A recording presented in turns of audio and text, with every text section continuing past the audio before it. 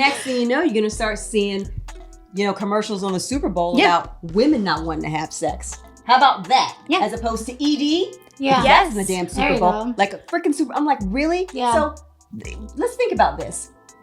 If we had a commercial around women, guys, you want to have sex with your wife? You want her to have sex with you? Right. How about you have her get her hormones checked? And when you think about access, and I guarantee men start paying for you to come to CODA. I'm telling you right now, I have so many men that will call and say, listen, it's time for her to get her refill. Yeah. I'm telling you. He'll be like, Kyle, he's going to pick up my vagina cream. Yep. Neither of us knew what we're doing with it, but here we are. Today's episode is one I've been wanting to do for a long time. Anytime I post about hormones or really anything to do with women's health, my DMs absolutely explode. So I figured let's bring in the professionals and really talk about it. I'm joined by two incredible women who I personally see and trust with my own health. Dr. Nicole Eastman, pharmacist and founder of Rose Pharmacy and Boutique Apothecary, and Rachel Pritchard, a board-certified nurse practitioner and co-founder of CODA Wellness. They are both so knowledgeable and passionate, and they're going to help us understand what's really going on in our bodies as women. All right, ladies, thank you for coming in to Certified Oversharer. So excited. Thank you. I'm so excited. You two are my dream team, and it makes me excited that other women will get to kind of hear from you and learn through my trauma, what they might be going through, whether it is perimenopause, hair loss. We're going to talk all about sex, vaginas, you name it. And I'm so excited. I love it. I am absolutely so excited. And I would like to tell anybody watching on YouTube, yes, I usually dress up and look really cute. So I got Ellacore done yesterday. And I don't know why I thought that I should get cosmetic things done and then host a podcast the next day. But it's not, I mean, it doesn't really hurt. It's just, I'm a little oozy because I have like all the ointment on. Yeah. Hence You're the reason killing I'm it. in sweatpants. So You're killing it. And honestly, when is the right time to get a procedure?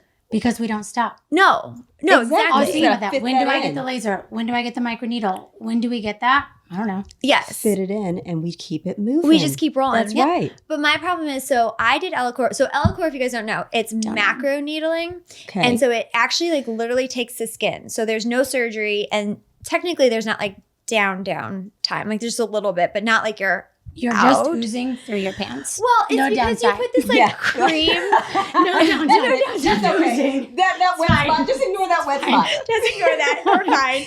Well, it's only because like I put the topicals on it. Yes. And then I didn't know what to do. So I saran wrapped myself. Yes, she did. That's smart though. Like Yeah. that's smart. The saran wrap piece. I mean, it may not be cute, but it's smart. So and I did it stops good. the oozing. But the Yes. first time I did it, I did my face because I wanted like the little, like without having to do filler.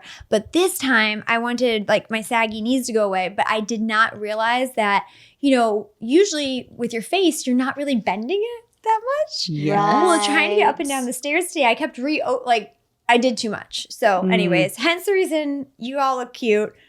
I'm in a sweatsuit, but we're going to roll with it. We are. And you look adorable. Well, thank you. Very cute. Okay, so I know that everybody wants to talk about perimenopause, but I want to get to that second because I'm making this my own therapy session. Okay. We've talked about Let's do it. Let's talk about sex when you hit this stage of life. You're entering perimenopause, or you're in it, or you're on the backside of it, and things change. I like that you said on the backside, though, when we're talking about sex. Yes. Yes. How appropriate. No pun intended. Huh. Well, tell me, like, what's happening? Like, why are things so different? Like, I remember being in my 20s, and it was like all the time, nonstop, wet, all the things. And now it's like, wait a second, what's happening here? Absolutely. Yeah. You want to start? You want me to start? You know what? You take it away, Okay, and I let's do will. it. And I will Let's do come it. through the back. So She's going in the back door. yes, she is. All right. A lot of things are happening. So perimenopause, obviously we're going to see a month-to-month hormone fluctuation. Your progesterone may not peak. Your estrogen levels can be a little erratic. But this isn't about being too scientific. Your vagina gets dry. Because you're less lubricated, you're getting less blood flow to the vagina, so your skin is not as elastic and you're not producing as much lubrication. And the skin is going to get thin. And when the skin is thin, it's going to be painful. and you're going to require more lubrication. Also, your testosterone levels could also be dropping, and so your libido is not where it typically should be. And I do think we are the dream team a little bit, just in the sense that, like, if I'm with a client or a patient, we're going to talk all about sex, because maybe you're experiencing that, maybe you're not. And then this lovely lady right here is going to build us. Yes. We're going to talk about the symptoms. We're going to talk about what your experience, what's unique to you. And then whatever we think your body needs, Nicole makes it, whether it's a topical cream for the vagina to lubricate, whether it's a cream to put on 30 minutes before sex so that you're more sensitive, or whether it's systemic hormones so that your libido is just raising and naturally you're going to have better blood flow to all the parts of your body. And is systemic, does that mean bioidentical? Systemic means head to toe absorption. So if you put something on the vagina, it should stay in the vagina. Okay. Okay, so if you put it here or here, we expect your whole bloodstream to absorb that and deliver it. Right. So that's like when you're giving me the bioidentical progesterone, because I could put it on my arms, my wrists, my legs, the back of my knees, but it's going everywhere. Yes. So that would be systemic. Okay. Yes. So here's a great question, and it's certified overshare. And oh gosh, okay. I also L-cord my ass, which is why it's hard to sit. And by the end of the podcast, we're going to see it. I will show it to We're you. going to see Because it. I didn't saran wrap it this one. That'll be after we leave. So you gave me, okay, because I haven't started yet. And I was like, well, I'll just wait till she comes. No, I'm just kidding. It said so we talked about sex and sex drive, and we are working on balancing my hormones because Absolutely. I'm estrogen dominant, not a whole lot of progesterone, but we didn't want to mess with the testosterone yet because we're still figuring out that sweet spot. Correct. You gave me what? We started with the progesterone capsule. No. For down here. Oh, for down there. For down there. You gave me it and I haven't used it yet. Yes. Okay, so remind me, are you the 30 minutes prior to sex or No. the twice weekly? So it says use once a day for 14 days and then once every 2 That's where weeks. you can take over. What we give her? So I am pretty sure that we gave you estriol and DHEA. Yes, Yep. ma'am. Yes. So typically we'll do that, especially for when you're having vaginal dryness. It depends upon who this person is. It can feel like needles. So, and that's because your receptors down there are just like blah. So what we do is we overload those receptors, those estrogen receptors and things that help to get the vagina's tissue back to where it's like vaginal atrophy. Like your tissues are just kind of Oh, they're sad and they're old. sad. They're sad. So we give them things. We make happy vaginas. We make happy vaginas, and we get those receptors all saturated. And then after 14 days, you can start doing 2 to 3 times a week because we've got you up there. And it really is a game changer for 99% of women when you have vaginal dryness. Like that is it literally, you can go from feeling like you were sitting on pins and needles, literally, to like, okay, yeah, I can get wet. But we'll see if you agree with this because you are estrogen dominant. Yep. Estrogen dominant does not necessarily mean increased sex drive or increased vaginal benefits. Correct. You can cross a threshold where too much estrogen goes negative in your body. It becomes this unusable type of estrogen because you're not clearing it and you're not metabolizing it the appropriate way.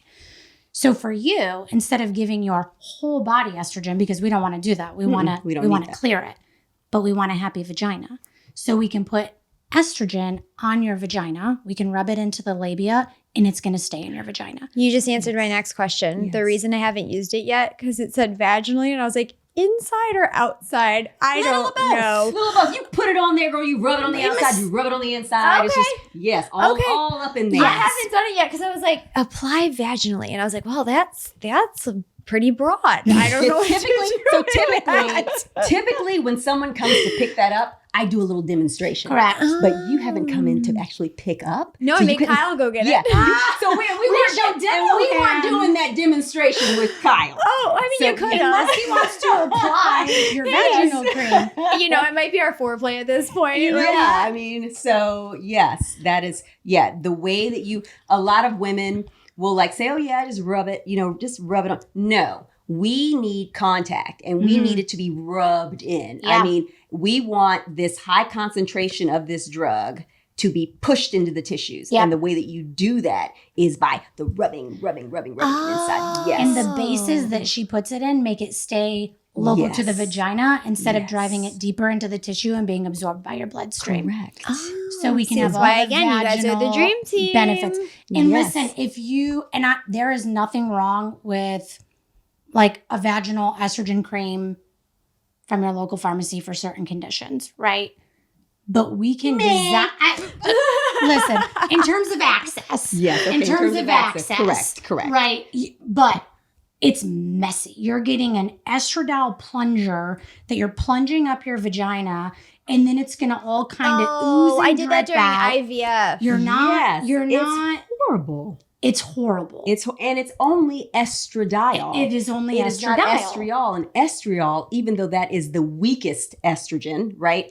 It has the best benefit for your vaginal Yeah. tissues. Yeah, baby. And the DHEA. And the DHEA. Let's get our juices Yes. flowing. That's where that Yes. really Mhm. pleasure, libido piece Yeah. is going to come Yeah, in. yeah. And I love that more than like, because right now I'm not ready to mess with testosterone until we figure Yeah. out the Yes. rest of everything. We're going to get there. We're going to get there. We're going to get there. But what do you recommend? So if somebody comes into you and from what I see, and when Darby and I posted, we're like, what do you guys see? Everybody's like, I just feel off. I don't feel like myself. I have brain fog. Yep. I don't want to have sex as much. I just feel blah all the time. Is that signs of like perimenopause? It can be signs of perimenopause, but I also want to make a good distinction that you can have hormone levels that aren't optimal because of other reasons as well. You're not estrogen dominant because of perimenopause. You can have low progesterone because of toxin exposures, abnormal cortisol, Correct. stress. So the same kind of symptoms that we see carry over into perimenopause can also just be that your hormones are not balanced for a number Yes. of different reasons. But yes, the symptoms that you said, we see all the time with perimenopause. And the list goes on and on It goes on and on. and on. Well, I think that's what's different about you guys too. I feel like as a woman, I left maybe traditional healthcare because I always felt kind of like brushed off, or it was just like, well, everybody feels that. But what do you guys see? Like, it's not normal to feel stressed out all the time, exhausted all the time. And is that because the hormones are just so off and it's just about finding that balance? You know what? To me, that's, if someone lives a stressful life, then that makes sense. But if you yourself, it's like, I don't recognize myself. Yeah. This is not who I am. Like, I want to murder someone. And I'm not homicidal, right? So that is, that's not who you are. So that's the distinction. Living a very stressful life, you're going to have all those things where you don't get enough sleep, all that stuff. But if it is where you don't even know who you are, that typically is what we see. Like, it's like, I can't think, I can't, all of these things that you just like. And I think we're just so conditioned to like push through. Push through. Oh, you'll be fine. You'll be fine. Or the other distinction is that there are a lot of women, we're boss ladies, right? We've always had a stressful life. We're CEOs. We are heads of departments. We are in multiple roles. You want to be a good wife, a good mom, a good friend, a good daughter, and you want to kill it at your job as well. So a lot of my clients, they've been stressed and they've been stressed for years, but all of a sudden they're not thinking clearly at work. They're not, it feels different. And so the stress isn't necessarily new stress. So if there's like a new stressor, a trauma, and you're having this response, that's normal, right? But if you're like, I've been living in stress, of course that creates a problem, right? We're going to look at some things, but all of a sudden you can't handle it anymore. It's like this hard drop. That's perimenopause. This has been my normal life, consistent, and all of a sudden everything is starting to tip and I'm not at the same level that I used to be. And it used to just be pushed through. Right. Or you know what it used to be? Take a sleeping pill, take an antidepressant. Oh, yeah, take exactly. anti-anxiety. Because all of a sudden, because women are crazy. Right. And we all need anti-anxiety and No, we just need antidepressants our once you frickin' reach hormones 40. back. Yeah. No, Well, You I need to also check your saw hormones. they just came out and said that now, because for so many years it was women shouldn't be taking hormones that's going to lead to breast cancer. And now they're saying, no. That black box warning has been removed. Yes. Which is so nice because Drop the mic and walk out. Right. well, and it's exciting too because I will say, and I'm very open, and I said I was like, I'm on bioidentical progesterone, and people are like, you can't take that stuff. Like you shouldn't take it. And I'm like, well, I've been on birth control since I was 15, and nobody say anything about Talk that. about the real Talk danger. about the real Synthetic danger. Synthetic progestin. Yeah, that is progestins are not bioidentical. Those are synthetic.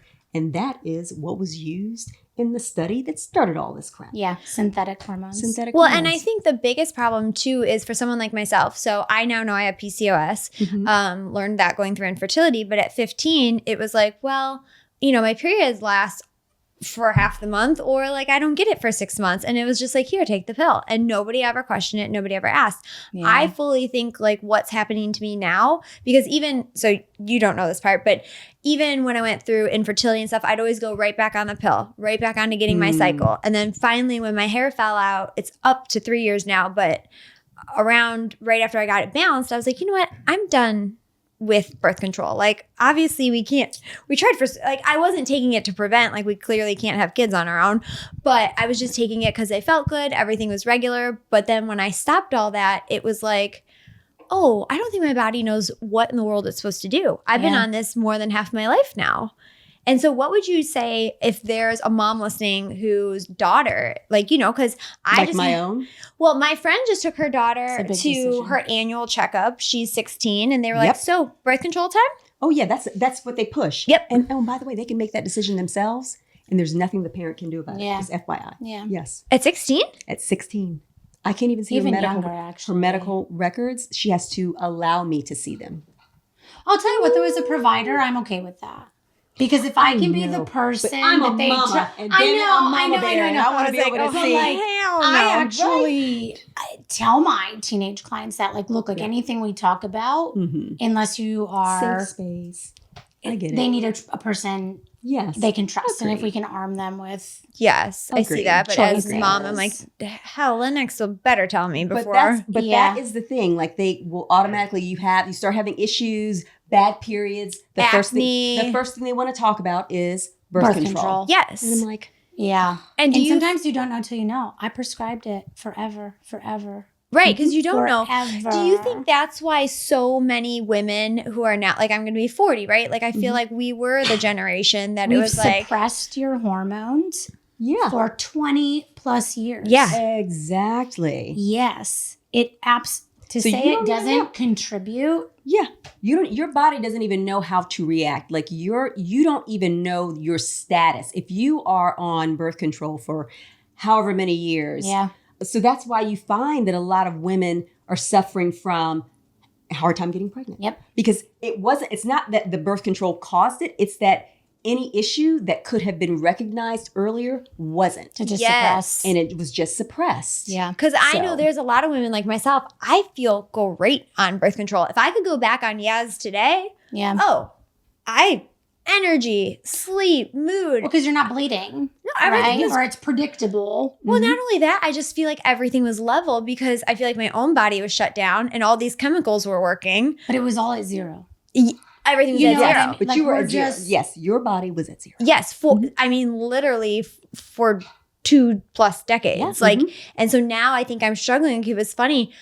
I never used to like cry a lot, right? I would just, I mean, people would watch like, I don't know, like Titanic. And I was like, well, she should have just moved off the door a little bit. Like, I'm not sure why everybody's crying. And now. You already did menopause. You got through the hard part. We flatlined you. Yeah, I was just like, everybody's so emotional. Like, sure, I'd Yeah. be angry, but like crying wasn't a thing for me. Yeah. But now being on progesterone, I'm like, Yeah. oh my gosh, I can feel things again. These So- are good questions though, because what's the Yeah. alternative? Condoms 100%.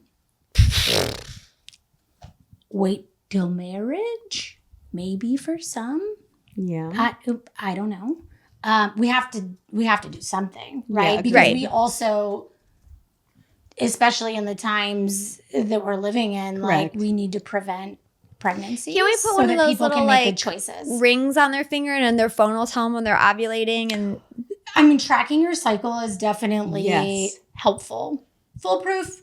Maybe not exactly, because not everybody ovulates when we think they're ovulating, but it is helpful. Mm-hmm. And most women don't know anything about their cycle. They don't know the parts of their vagina. They don't know their luteal phase when they're ovulating, when they're in the follicular phase. We're not really taught about our own bodies. In tune with. So to track that is actually difficult. Yeah, It's a that's big something I want to get undertaking, into. actually. But so when we think about what are the other birth control options, IUD. I know, like.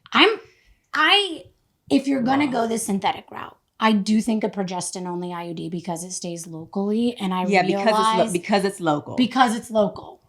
Yes. Because it's local. I could agree with So that. when my daughter, when I think she could be having sex. Right? Yeah. How old's your daughter? She just turned 17, and I have another one who is turning 15. I think an IUD, but it's also a tough sell because it's a vaginal exam and you're inserting something and it's vulnerable and it's potentially painful and there's other complications of that. But for certain people, we do need birth control. So it's going to be a risk versus benefit. Let's be honest, some of my best stories start with, so I had a drink, and spiral from there. Which is exactly why Big Rack Spirits feels like the unofficial sponsor of every unfiltered moment on this podcast. Whether it's East Coast Cooler, Trailblazing Tangerine, or Rosie's Pink Lemonade, they make flavored vodka that goes down easier than your last situationship. It's all natural, super smooth, and honestly, dangerous in the best way. No fake flavors, no mixers needed. Just pour, sip, overshare. Maybe cry, maybe text your ex, definitely regret saying it all out loud. But hey, at least it was entertaining. Oh, and they're not only out here making delicious chaos in a bottle, Big Rack gives back too. Military charities, breast cancer foundations, real impact with every pour. So if you're gonna tell on yourself, you might as well do it with a drink that's worth it. Okay, so birth control has shut a lot of our bodies down. Absolutely. A lot of us are now coming out of that and realizing we need help. So what are some labs? So say everybody can't get to Davidson, North Carolina. What are we asking our doctors' labs? Like, what labs should people be asking for? What questions should they be asking? Because I feel like a lot of people go to their regular doctors, they say all these things, and you guys are right. It's like, here's a sleeping pill or an antidepressant. Yeah. What can they ask? Like, what can they say? Hey, I don't feel right. What should they do? I mean, I have like a trimmed down list for me that's like very thin. Obviously, I like to go much deeper than this, but I would say if you have a traditional cycle that's 28-ish days long, you want to aim for blood work on day 19 or 20. 19, 20, or 21 of your cycle. That's going to be your peak luteal phase. And you're going to get your progesterone, your estradiol, your testosterone, and your DHEA. What would you add? Anything to that? For like basic... For just basic, I think I'm good with that. For basic PCP, advocating for yourself. Yes. Because on the day of your appointment, you're probably not day 19 of your luteal phase. So you ask, can I come back on day 19 of my menstrual cycle? Day 1 is your first full bleed.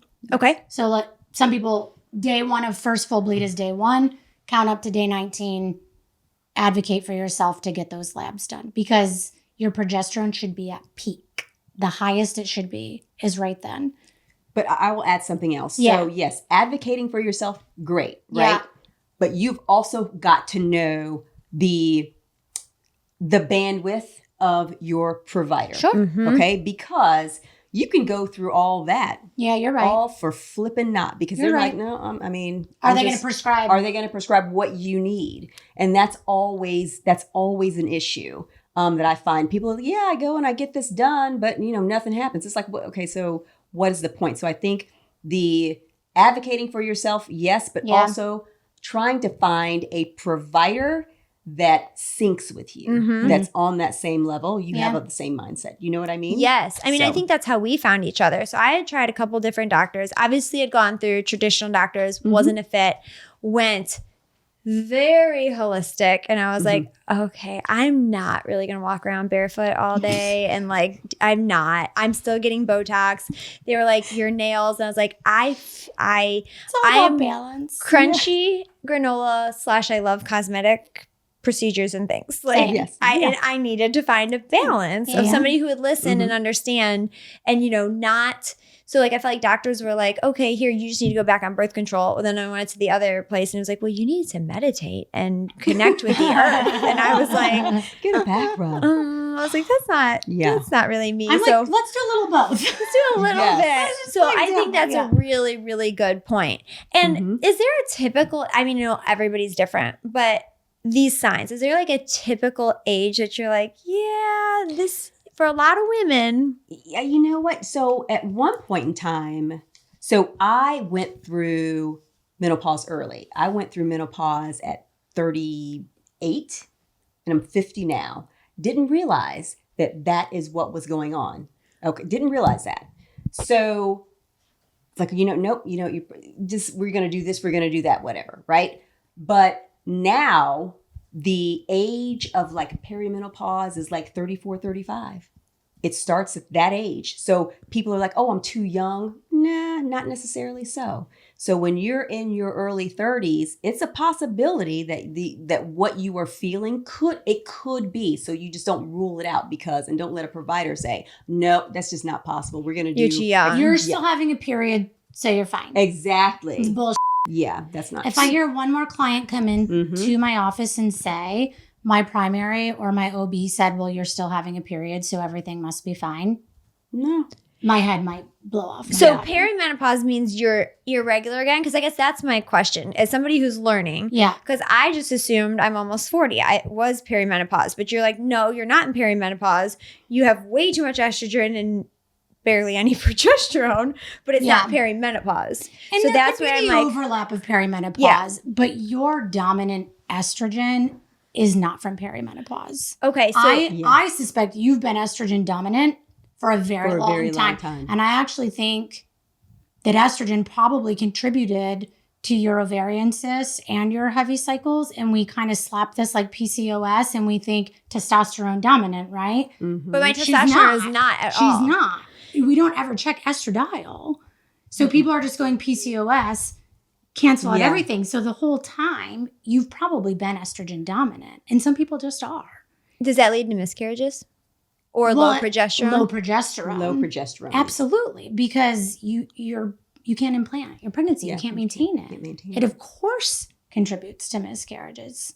Yeah. Yeah, I always wondered that because when they diagnosed me at PCOS, I was like, okay, but when you go and look at like typical, I was like, I don't have that. Like, None I of don't it. have facial hair. I'm not experiencing this. And I was like, are you guys sure? I'm like, yeah, it's PCOS. Like, you have 2 out of 3. So my ovaries looked like chocolate chip cookies, they said. Yeah. And then there was one other one. And Yeah, it's completely outdated, right? Yeah. Because you are not a classic PCOSer yeah, and so that was by like, any means. could my infertility journey have gone differently if maybe I had seeked also a functional doctor and looked at the root cause of Right. things? Because, it's just interesting. And not to say either way that it could have. And I but don't want to say there's not value, right, in the traditional Right. method. I did IVF. We've talked about Right. that. But is it worth taking a peek? Is it worth taking one extra look at somebody's hormones Exactly. before Yes. you start? Because I'm not saying any provider isn't doing their best within the context of the time constraints their corporation is giving Right. them. Mhm. And that's important to me because I worked in there. And so like I was that primary.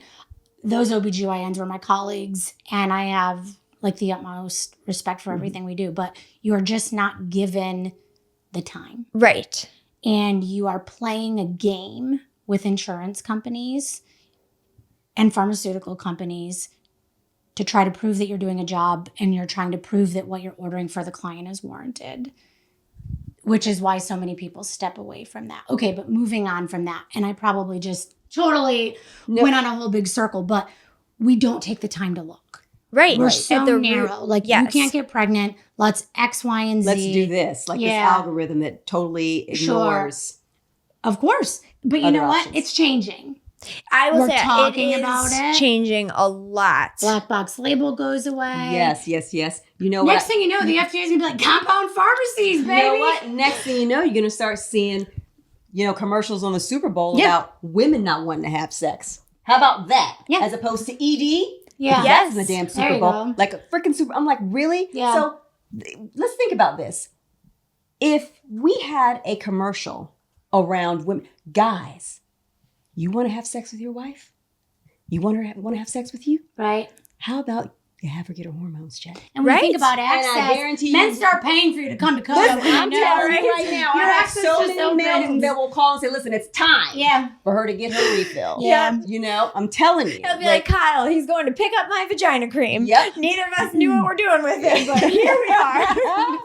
But I think it's nice to take, as a woman who uses the creams, who balances my hormones, I think there was this period of my life where sex became obligatory because I love this person and I used to love sex and I know sex is important to our relationship, but I couldn't care less. And honestly, I'm tired and the orgasm is meh. So many it's women fine. have said that to me. It's fine, but I still feel this obligation because I don't want my husband to think it's him. And that's a conversation that we have quite a bit. And I think once you take the power back of your own body and you wake up, you've been on a little HRT, you've been using your vaginal cream, and you wake up like, Like, I could do this. Yeah. Oh, I feel good. young again. But sex kind of becomes on your terms again. Like Right. you're seeking it out, or Yes. you're initiating the sex, Yes. or you're thinking about it. You're thinking about it all day, and I'm like, I'm planning that because I'm like, And I've been feeling it all day, so I'm like, I'm ready to go. Yeah, let's do And I it. think later in life is the best. Like that's like as you age, I would think that. Of course, when you're in your 20s, sex is supposed to be great. No, the best sex of your life happens when you're older. I agree. It happens when you're older. Because you so- know your body, you know your likes, you're body, comfortable. Yes, your Yes, body, yes, you're yes, confident, yes. and you do what feels good for you. There Yep. you go. As a woman, Exactly. I think in our younger years, we are kind of trained that like sex is for the man. Mm-hmm. Yeah, I Right. can definitely see that. And you're kind of wanting to like please him. And now it's like, Now you're like, you don't give I'm a getting damn. my Like, orgasm. listen, right? I'll call you. Me first. Yeah. I'll Exactly. handle this.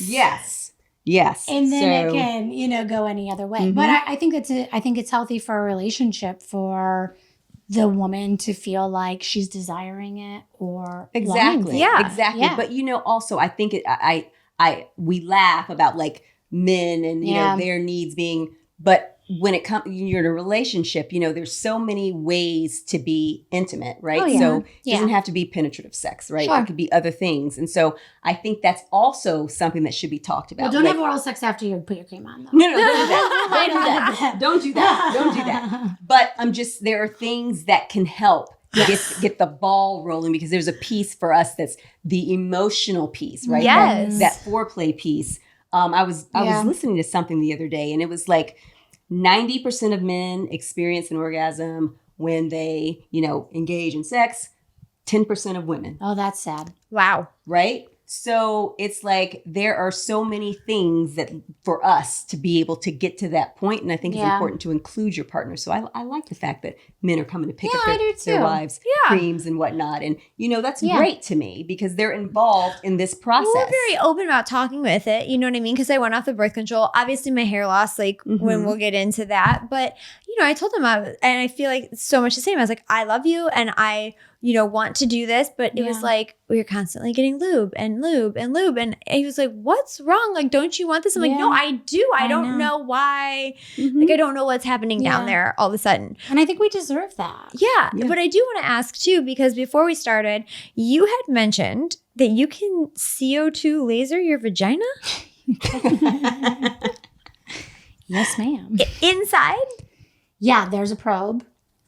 Okay. And we we rotate the probe around, we apply the CO2. It's a very pulsated CO2, but what it's going to do, it is going to tighten the tissue and the muscles. So you're going to have a tighter vaginal canal. So it's really good for women who have had vaginal births, when you feel like you're having a little bladder incontinence. Or, Wait, it'll help that? well, it can, because we actually then pulse the laser too, like around the vulva and near the urethra. So you see the tissue tightening there as well. And when you tighten the vaginal vault, the bladder isn't going to dip as much into the pelvic canal. So it actually is, it's amazing. Wait, I need this so bad. So you can do it internal. We move the probe out. We get right into the entry of the vagina.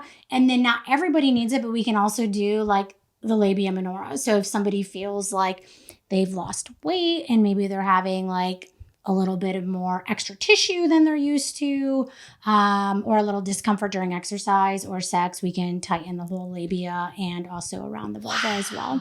Yeah. That is incredible. It's incredible. Well, especially too, I mean, even if it's not talking about sex, if somebody's listening, there's so many of my friends, like we can't run, jump rope, do anything. Like true Without story. wanting to pee on yourself. For sure. Oh, wait, no. Yeah. This is how embarrassing it was. This is a true story. And thank gosh nobody noticed but me, and I had a sweatshirt on. Braxton won a race.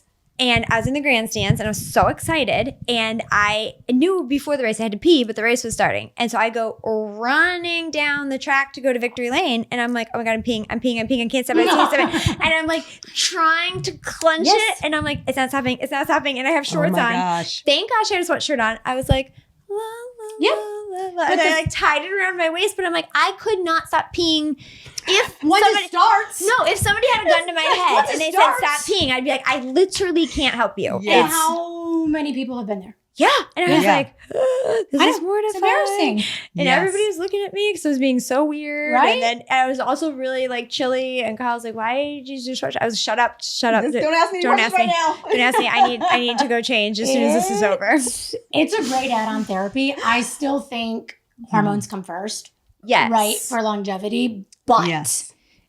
as a way to really quickly, 3 treatments, tighten the tissue, tighten the vaginal canal, it's a game changer. What is the time span? 3 treatments, 4 to 6 weeks spread out. And how long in between can you not have sex? Like 4 days, Oh, 4 to okay. 7 days, like good week of vaginal rest. Okay. It's a pretty quick Vaginal turnaround. rest. Vaginal rest. I love your That's hilarious. vagina. I The love vagina's that. taking a Vaginal little rest. I like that. Yes. She's tired. So I do feel like a piece of this. So we've discussed you need to get some key labs, look at the root cause, Yeah. look at a compounding pharmacy to really get what you need. And my key labs were the pared down version. Yes. That was for like, at a basic, minimum, yes. can you advocate for yourself? Nicole and I love a good saliva lab. Yes, we do. If we're really testing your Yes. available hormones to your Yes. body, we're team Don't saliva. like that. we are I know. I will never I make have dry will mouth. never make you do it again. Oh my gosh, that must have been hell. I could Like, not all day trying to spit for the morning one. all day. Yeah. That's a lot. And it was all bubbles. So by the next day when I looked back, it was like only this much. So I had to call the saliva lab and I was like, my bubbles are gone. I didn't fill Yeah. the tube. Can I re-spit in it? It was this whole thing. Oh and I was my like, gosh, can I just yes. pee? Yeah. I'd rather pee any day. Pee or take my blood. That's a whole other funny. conversation, but that like bonded us in the beginning. Yes. Yeah. So, So then I think there is one key piece too that a lot of people are wondering. So the hormone replacement therapy, great, awesome. Sometimes it takes a little bit to get our levels. It does. Takes a little bit. This is a but But that's why marathon. listening. yes. And somebody who's going to have time for you. Yes. And they're willing to go outside of the status quo. Right. 1,000%. When we can talk about your progesterone Yeah, of journey, course. right? So if we did not use Nicole, your options are 100 or 200 milligrams. That's it. So we would have prescribed you 100. You would have hated it. Mhm. You would have been miserable and you would have given up. Mhm. It wouldn't Yeah. have been worth it. Yes. Right. With Nicole, we can trickle it in, start at 30, 60, 90, Whatever with you the do. goal Mhm. of getting you there. And I'm not saying everybody needs 30 or 60, but if you're not listening and you're not willing to just not stamp out what's Yeah. been told to you by a pharmaceutical company, what is appropriate for every single person's body, then people fail. Yeah, I saw a lot of that on social. A lot of people were like, oh, I tried it for 2-3 months. I was miserable. I never went back. But I think that was the thing. Like, we tried oral. I clearly have an issue with my liver and metabolizing things. And then moving to the cream, it was a complete game changer. Yeah. And suddenly I was like, wait, is this how people actually sleep? Like, I've never slept like, is this what it Yeah. Yeah. Is this what people mean when they sleep through the night? Like, I was so confused because my entire life, I've never really slept. Yeah. Since my mid-20s. I mean, at one point, I was on a sleeping pill in my mid-20s because I was getting up all the time. And then I made like my own little natural cocktail of like magnesium and melatonin. It was a good one. It is good. And I still like it. I still use it. But I would still get up 2-3 times a night, or if Kyle would get up to pee, I would be like, well, I'll probably fall asleep in another 3 hours. But now I can just like roll over and go back to sleep. And like, I love that. that's incredible. And then you have so much more energy the next day. And It's beautiful when you hear that. Like, Yeah. I slept. but I know. also, like, again, I said, I don't really feel like I had a lot of, besides like maybe aggravated emotion, I didn't have like a lot of teary emotion for many years. Yeah. And I think that's because, I don't know, progesterone related to tears. I don't know. Not necessarily, but I think you're just more balanced. Yeah. Yes. Absolutely. So then talk to me about, and this is like the hot topic, I cannot open up my social media without people talking about it. Peptides. Peptides. I love peptides. I know. I am like 2 days out, I think, or I might be there of getting to go back on Glow. Yes. I love peptides. I think in general, if we think about peptides as being different from medications, because what peptides are doing is sending a signal to a certain organ in your body and asking it to do a job that it already does. So we aren't giving you something. We're not giving you the hormone. We're saying, hey, pancreas, produce more of this. Or, hey, pituitary gland, this job that you They're already do mimicking. so well, let's ask you to do a little bit more of that. So I think that's the big desire about peptides. I could go all day about peptides, whether you want to sleep better, you want more muscle mass, you want to target your visceral fat. We can use them for beauty. We can use them for healing, to reduce inflammation, pre-surgical, post-surgical, men, women. That's a whole nother podcast. Yes. Honestly, yeah. like we can go down the peptide chain, but peptides aren't going anywhere. Nope. They're the future of medicine. They're still a little in the gray. So you have to Meaning? be willing. They're not FDA approved. They're Oh. not manufactured by large pharmaceutical companies. Correct. So you're getting them from compound pharmacists, you're getting them from laboratories. And so it's a gray market. You have to be careful. You have to know who's manufacturing them, Your where source. they're made. Are there Sourcing endotoxins? is Are they very using important. good manufacturing procedures? Are Yes. they third-party tested? So that's the kind of things we do to make sure that we're giving good peptides, but it's still in the gray.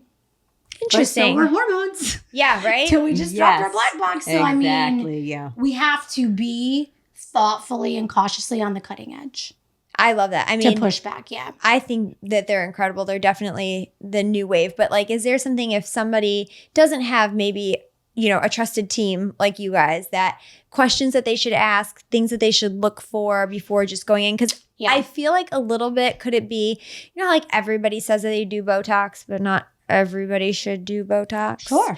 Do you know what I mean? Yeah. Like there's some of these, yeah. Listen, clients get mad at me because I won't just sling peptides. Your body has to know what to do with it. And if we are working with a broken system, You're wasting money. you're wasting your peptide. We have to know that your nutrients aren't depleted, Yep. that your iron and your ferritin levels are normal. I mean, in Your certain gut. well, of course, Like, gut as well, right? yeah. Like those things have to be in place. Yeah. Or else it's all for naught. The basic building blocks, I think, have to Interesting. be there before you're just giving people peptides. Right, because I feel like a lot of places now, it's just like, oh, you can come in and get this, and you could come in and get But this. what's your body going to do with that? Yeah. Right. Yeah. Yeah. And somebody says, And "Oh, it they didn't can be work." dangerous. It's like it didn't work for me. Yeah, Well, you well, don't of really course. know if Yeah. it would have worked for you if your body was in a Absolutely. better situation. If you're insulin resistant, if your blood sugar is not controlled, then Yeah. we're trying to target your growth hormone, which is going to increase your insulin growth factor, you're going to feel sick on a peptide. It's just not going to work. So Yes. to do a peptide right, I think there should be a lot of baseline, not even necessarily testing. You have to know your client, and it should be individualized. Yeah, absolutely. I mean, I'm a data girl. I like my labs, but I love labs. I love labs like you love labs. Whenever you're like, she sends me so many labs. She's like, I did get a book. I did get a book to see some of it. I got labs there. Yeah. Yeah. I have so many labs. I love labs because I'm just like, I just want to know. Yeah. Because my thing is, I'm always like, if there is one little thing that's wrong or one little thing that could be tweaked and then my hair would start growing or whatever it is, I'm like, I'd want to know. I think it's good to see outliers. I think it's good to see trends with labs. I think it's good to get a baseline. I will say separate from certain peptides when we're talking about hormones. I really think 90% though is symptoms and knowing your client once you've gotten a baseline. Once you've gotten a baseline, because literally at that point, if somebody's like, oh, come in, I feel great, I'm not going to get labs again. We're not going to chase a magic number. Yeah. If your testosterone's a 40 and not a 70 and you feel great at a 40, why go get Then a you're 70? fine. Exactly. Listen to your, you can't have magic target numbers. Right. Mm-hmm. That equals something for the client. Yes. Well, because everybody's so different. Exactly. So you can push it a little too. You can push if there's not the negatives and their body's tolerating it. And I think that's a little bit of the difference when you get into compounding and a little bit away from traditional is it's about you and not just going for, oh, you're above the threshold. Oh, you're below the threshold. No. How do you feel?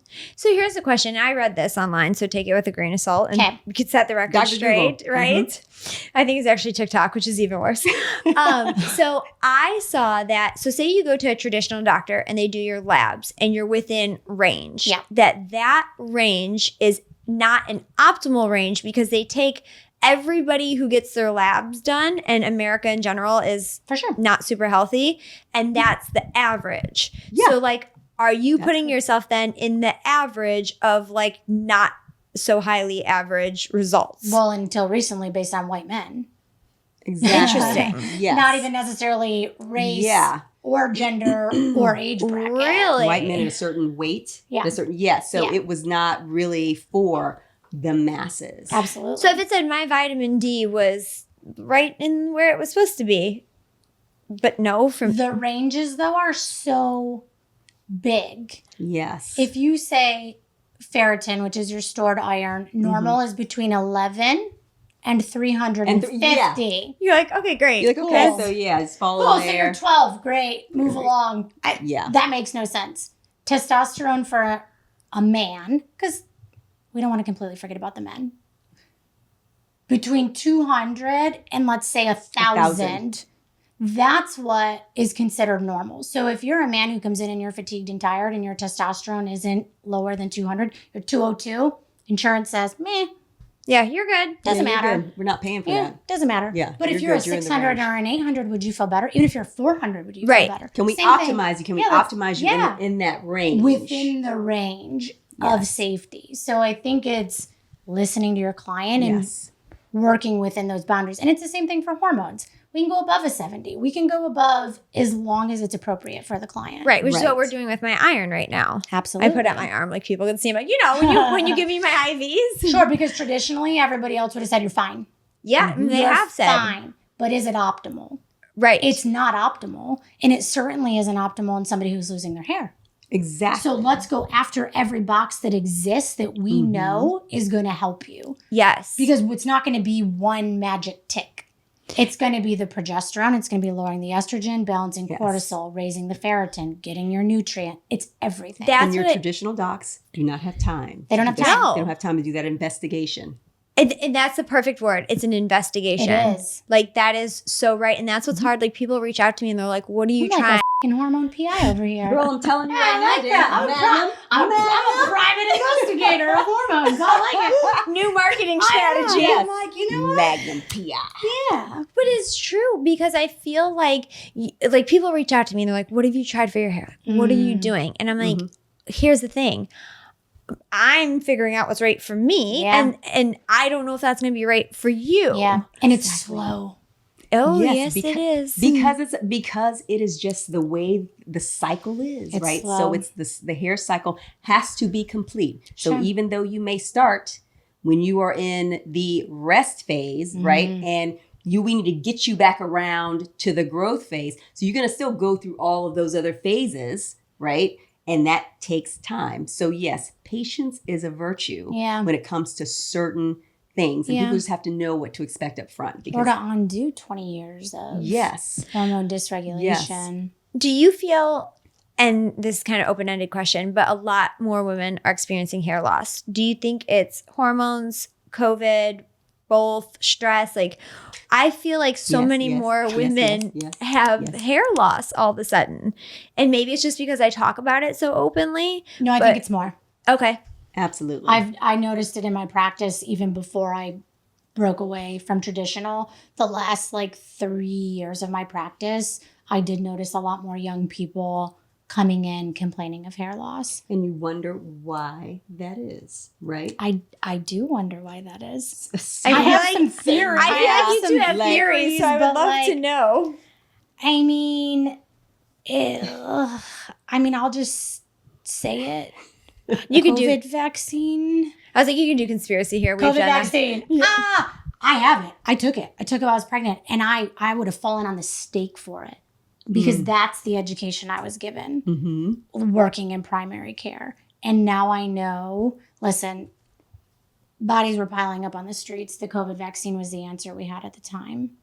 Now we know how much damage it did to the cells in our body. Well, I think some people know.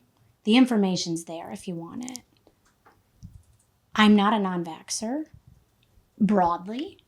I think it is, again, about individual choice, certain vaccines and a certain schedule and things like that. But the COVID vaccine for me is just a no-go. Absolute no-go. Yeah. I think, I'm the lady who went to the vet and I was like, I will not be giving them this medication. The lady was like, no, they have to. I was like, my dog, my choice. I'm not doing it. And the lady was like, my dog, my choice. I did. And the lady was like, they were arguing with me. I was like, I will not give them that. So I think you could tell my stance on certain things. But then there are things that, I did give to my kids and I'm still trying to figure out what to give to my kids. And I don't even have a Look, I don't want polio. No. Right? So I believe that, there is a time, there's a place for things. And so we could look at schedules. We could look at how many you get, all of that, right? We can look at how they're preserved. Yeah, right? and exactly. All of that stuff. I look at risk versus benefit all the time, right? And so that has always been, as a pharmacist, risk versus benefit. I don't want so-and-so to die because they're, you know what I mean? So I think about those sorts of things. So I'm not an anti-vaxxer at all, right? I look at individual, it's an individual thing. And I guess I don't know, what are your thoughts on the COVID vaccine? Listen, I'll tell you I think that COVID vaccine saved the life of family members of mine. I mean, so I honestly, but I also know that's spike protein. Yeah, I also know the experiences that other people have had, and I think that we have so many variables in the environment. You think about this. Yeah. When I had my daughter and she had a peanut allergy. Yeah. My mother was like, "What is that?" You're right. Okay? Yeah. Because it's a thing now. It's a thing now. That didn't exist. But that did not exist. And I think you think about what's in the environment, all of these stressors, all of these toxins, all of these things that will actually cause, I think, reactions and how you react to certain things are now different. So I think there's a big environmental piece to this, The world is toxic. The world is toxic. And so what do we do? 1,000%. Our food is nutrient depleted. We're exposed to. Yes. I was even just at a conference, we were talking about organic dark chocolate, right? It's supposed to be good for you. Too much lead. Oh, I saw that. How much lead is in organic dark chocolate? I was like, that's a problem. That's a freaking problem. Uh-huh. Well, you saw the protein powders came out. And that was the thing. Powders. I'll have the lead and everything else. That's why I have a garden, because I went crazy. I'm telling you, okay, I got to freaking detox every damn 2 weeks. Yeah, or we're going to have to come steal from your garden. Well, tell me too, real quick too, the glutathione spray. Oh, yeah.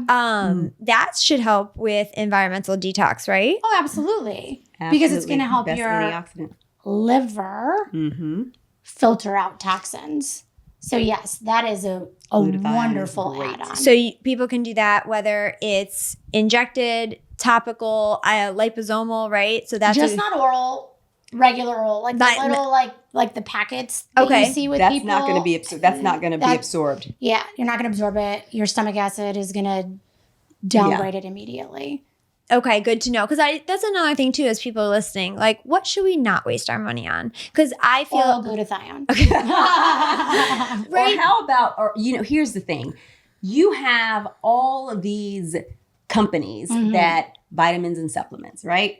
And this is not a regulated industry at all, right? So you can sell without having to prove what is actually in the bottle that's on the shelf, right? So I think the takeaway is that people, when they're looking for supplements, whatever it may be, that sourcing has to be one of the things they look for. Third-party testing has to be another thing that they look for. Like, that's super important because people don't realize that maybe what you're taking could work if what was supposed to be in there was actually in there. Well, I say that, and I think too, knowing what your body actually needs, I think that's so important. I think a lot of us see stuff and we start taking it. Yes. And I'm a big fan of supplements, right? Yeah. But I think I'm starting to wean through them back because I think sometimes I over supplement myself.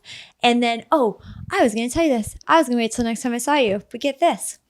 It's a whole different subject, but I think it's all related. So right here on this podcast, I had a girl come on and she did angel readings.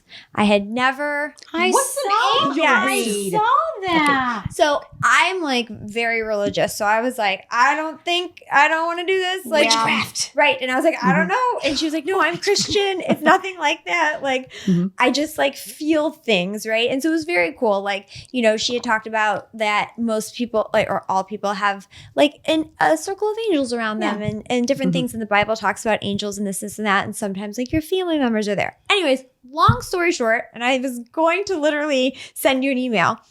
She looked at me and she goes, this word never comes up. Like a lot of people, it'll be like heart or gut or whatever. And she goes, and I'm not a doctor. She goes, but gallbladder.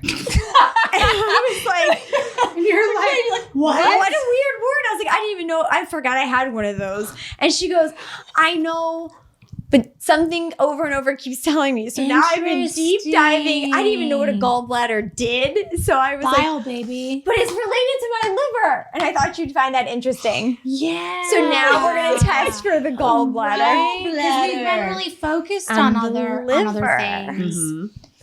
You think about that tonight. I'm here for it. Right? I'm here for it. I want to. It was fascinating. It is so fascinating. And I think any type of medicine, energy, listening, intuition. I was like, I'm here for it. Why not? Yeah, I want an angel reading. Well, she was fantastic. I need an angel. She lives right in Davidson. Give me a word. She needs my word. She lives in Davidson. It was so sweet. Oh my God, I love it was that. really sweet. I love I'll connect you guys. But yeah, so now my deep dive is I have to get like digestive bitters and drink something before I eat. And it was very interesting though, it was because I am for sure that my liver doesn't metabolize. I think the progesterone, we all saw that go. And your body hanging on to your estrogen. Yeah. And so I was like, I wonder if it's something with my gallbladder. That's interesting. I knew you'd find to that. be continued. Yes. This podcast might have solved all of my Done. We're gonna hire her. She would be so cool at your practice. There's so many integrative things that really would be, to be honest. And I do think that it all matters. I know. I keep telling you one day, I keep inviting myself to her practice. I'm like, one day I would like to have my, infertility counseling out of there so people could get an IV. I'll do a therapy session with them. Yes. I was like, we'll be like, yeah, we just need a bigger space because there's so much value in all of it and it's all so interconnected. I love your I space. truly believe that. I think it's so fun. You. I love both your spaces. I spend a lot of time over there. I don't know if I didn't even know that pharmacies should be beautiful or could be beautiful until I went to your pharmacy and I was literally blown away. Yes, thank you for that. And can you explain too, in case people don't know, what a compounding pharmacy is and the difference? So a compounding pharmacy, basically, we are like the MacGyvers of medicine. Okay, so we can take something that's available in the marketplace and we can change it to basically fit your specific needs. So that could be the dose, that could be the formulation, that could be removing dyes, removing whatever it is. So we can create things that aren't available, like my hair topical. like your hair topical, right? So we can basically finesse things that are specifically for you, not for everybody else, just for you. So compounding pharmacies, that's where all the magic happens, really. Like, we see all the apothecaries that are out there, right? So apothecary, actually, that means pharmacy.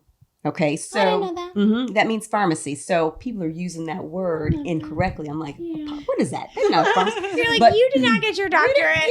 Back off.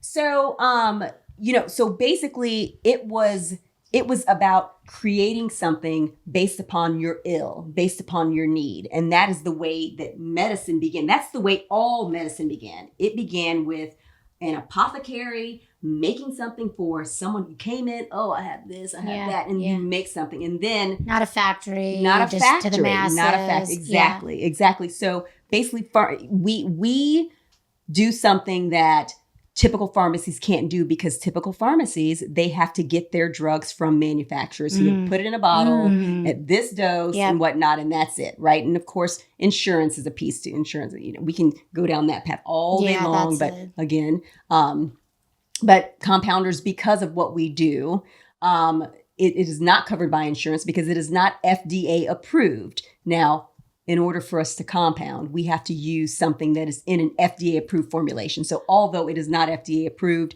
that means nothing. The FDA approval process is ridiculous, number one. Yeah. So, but because of how we finesse, because we change, it's like when she writes for your progesterone, right?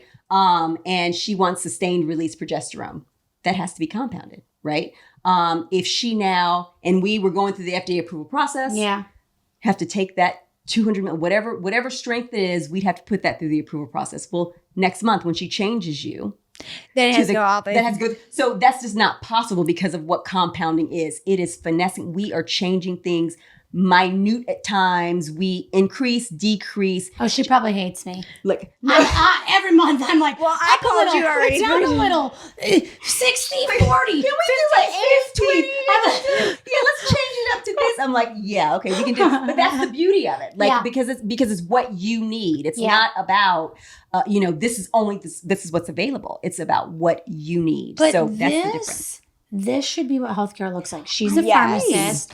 I'm a provider. I would not be who I am without her. Oh, Period. So sweet. Period. I love that. When I first started kind of questioning traditional medicine and wanting to have better answers for my patients, I took it upon myself to go get more education. So I started going to every conference I could get my hands on. In the beginning, through the American Academy of Anti-Aging Medicine, going to every lecture. And one thing that they kept saying was, your compound pharmacist is going to be your biggest asset. Your compound pharmacy should be your best friend. Your compound pharmacist is going to be X, Y, and Z. And I was like, well, who's that going to be? Yeah, what? I'm going to know them? I was like, that's weird. And so it can be, it's scary to break away. It's scary to say, like, I'm going to do things a different way. So I looked up, Googled every compound pharmacy locally. So I'm just going to go one by one, and I'm going to show up, and I'm going to introduce myself, and I'm just going to see what happens. And when I walked into Rose Pharmacy, I was like, Rose Pharmacy, oh my gosh, this first of all, it's stunning. Yeah, it's really cute in there. It's beautiful. And I think I was a little nervous, right? Because I was new to that form of medicine. I didn't know all the lingo and all the percentages and the formulations, and like, honestly, truthfully, maybe a little bit of imposter syndrome going on, but like, I'm looking for this person to really support my new business and that I can come to. And I met Nicole, and I was like, done. Yep, done. Friends for life. Done. Got it. And, I was like, hi, I'm Rachel. I'm starting a business. You know what I mean? And like, I'm looking for a compound pharmacist. But I think as professionals, as women, as people who are willing to kind of take a risk against the grid, it's so important to support each other, because she was like, Yes. I got you, honey. Like, I was like, even like in the beginning, like, what language should I use for the prescriptions? Like, when I worked for big corporations, click, click, click, click. That's what you are, a click through the system. And all of a sudden, it was me kind of like having the authority to design something. And I was like, oh, am I doing it right? Am I writing it the right way? And is she going to think I'm stupid if I didn't know the correct percentage? She has been a godsend. I can call her. I can text her. I can say, hey, Sam just sent me these labs. Can we, like, what are your thoughts on this? I have this patient. What are your thoughts on this? And, I think there's been, I hope, tremendous growth on my part. Yes, with the way my prescriptions flow in. It is on point. But like, I literally would show up and I'd be like, but like, no, you have to explain it to me. Like, why are they writing it like this? Like, why are the percentages like this? Like, what base are we putting it in? Like, what's the difference? Like, what makes it penetrate deeper in the tissue compared to the vagina? Why? And she was so patient with me, and she is my right-hand lady. Like, and I tell patients that, like, why do I go to Rose Pharmacy? Because I can literally text her while you are on the way there and say, hey, I want this for the client. Can you give them some more education? I want this. Can we make this? I want this. Can you make it in 5 minutes? I want this. Can you make it before they go on vacation? But, it was really scary, I think, in the beginning to like find that. And you just made it. But you were also, so she was easy also for me. very easy. Like you knew like her passion for what she wanted to Oh, do. 100%. It was super easy. Like it's like, listen, this bitch is going to be successful. Thank you. So. Well, that's how I felt when I met both of you guys. It was so much of like, let me dig into it. Let's like get past this. Okay, nobody's looked at this. We're going to look at it, or we're going to finesse this. Like when you were like, I sent you my DNA stuff, and you're like, I'll make a hair topical. Right. Like that was fascinating. Yeah, absolutely. And it's funny because people are like, what's on your hair now? I'm like, it's really complicated because it's from a compounding pharmacy, and I did a DNA test and. Yeah. But like, And I think you can't claim to know everything, but you can claim to be willing to look for the answers. I will freaking look for the answer if I don't know You it. can claim to know I'm going to listen. I'm going to think logically. I'm not scared to go a little outside the perimeter thoughtfully and safely. And I know the right way to find the answers and the right way to deliver them. And so I don't know where CODA would be, honestly, if I hadn't found Nicole. Oh. I mean, I truly mean that. I love you guys. Like, listen, I'm dead serious. Like, I mean that full-heartedly. People are like, well, why can't I get it from CVS? And I'm like, well, let me list the list. Yeah, let me tell you why. Let me list run the that list down real quick. I mean, yeah. And I realize that it accessibly, some people have to go to CVS. And that is okay, because HRT should be available to It should be available to everyone. So I need to circle back all the way to the beginning of this podcast We do. when you talked about ED and being on the Super Bowl. So one of my fights was when I was going through IVF. I was like, why is ED medication covered by insurance, but I can't get anything covered by insurance? And we can't test your labs. Nope. And that is still my fight. And I'm so happy Constantly. that, we got to go to the White House and they're like making changes and making it more affordable. Wait, But- can we get a moment? Yes. Thank you. It's very exciting. Yes. I saw it. I was like, yes, girl. I know. Yes. But for 13 plus years, I would always ask the question. I'm like, so if I was an old dude that couldn't get it up, I could get this for free. But yet Yeah. I can't get anything to be even remotely And do you know how covered. many times we could test his testosterone Oh yeah. and insurance would reimburse it? It was crazy. I Yeah. mean, the amount of How money. many times? You can test it as many times as you want. Every visit. I could test their testosterone every 3 months. And Ridiculous. insurance is going to pay for it. You see? Yeah, but then insurance, I mean, my gosh, I They're couldn't not even. going to test you to pay for yours. I couldn't So get then you anything. paying for that out of your pocket. Yep. Oh, I had decent insurance, and I couldn't even get my birth control, my generic birth control. I had a doctor call the insurance company and say she cannot be on anything else except this one prescription. She has had X, Y, and Z on 9 different other ones. Like, can we stop torturing her? Yeah. Doctor prescription. Quote, it didn't kill her. She's fine. Cool. It's like, Cool. I mean, really. Thank you. And I get a lot of pushback, like, why don't you take insurance? Even from other providers, gynecologists. And it's honestly difficult because they're people I respect in the industry. And I get pushback. Like, you don't need that. You don't need a compound pharmacist. You don't need these specialty labs. Because they Yes, you do. You absolutely. We now with all of these women that are perimenopause, menopause, like billions of people who were experiencing what we are talking about. Yeah. You ain't gonna find the cure at damn CVS. Nope. You're gonna find it at Walgreens. Nope. The things that are covered in that's just not because they don't put the work behind getting those things. And of course, insurance companies and pharmaceutical, companies, like they're all in cahoots. We know this. Yeah. So Food. yes. So Don't get me started. they are not really thinking long term, No. right? And so, and I hate that it has to be an issue of affordability. Can you really afford? Can you afford to be? And isn't better for pharmaceutical companies if we're miserable? There you go. Yeah. There I you mean, go. honestly. Really. So it just is, it's one of those things where I feel like if you were going through this change, if you were going through these hormonal imbalances, I'm going to tell you right now, going to your typical run of the mill is probably not going to give you the results it's not going to get you back to being you. Yeah. And I hate that. I do That too. was- I hate it. And that was me. I was a primary care provider for 10 years and my patients trusted me to have the answers. And I But didn't you were have working with a them. limited set of tools because Absolutely. you could only use what you had in your toolbox. And There the you go. time allotted that Right. a corporation told me I could work within. Mm-hmm. And when it's just frustrating because the information was there. These research studies have been going on for decades. The information is there. Yes. Nobody was going to give it to me. I wasn't taught it. I went to the University of Michigan. Go Blue.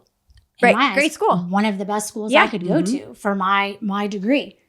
That information was not given to me. I had to go look for it.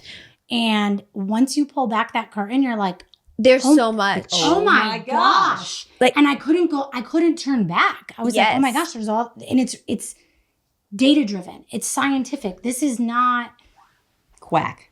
It's not quack science. and they're catching up though, right? That black box label. Well, it's that's the dropping. thing. It's catching Yes. up. People People- are talking about it. We're going to get there. I mean, I will say a couple years ago, people made fun of me, and still to this day, like I'm like, my kids can't have that. It has dyes or it has this in it, and they're like, "You're that mom." yeah. And now it's like, oh, the dyes are bad. Yeah. Yeah, okay, Yeah. thanks. Yeah, I mean, For there's sure. like, so as how you guys feel about that stuff is how I feel about food things and It matters. and like non-tox stuff. And yeah, I've had some people in the podcast, like I agree, the non-tox space is almost toxic because it's like you have to also live. You know what I Sure. mean? Like, and Sure. it's hard. Like I'm gonna have a glass of wine. I'm gonna get my Botox, but I'm gonna try to do things, other things, and have some balance. But I mean, it's just, I think it's so good to have podcasts, have social, have this where people can get information like this because Yeah. now maybe somebody's gonna be like, you know what?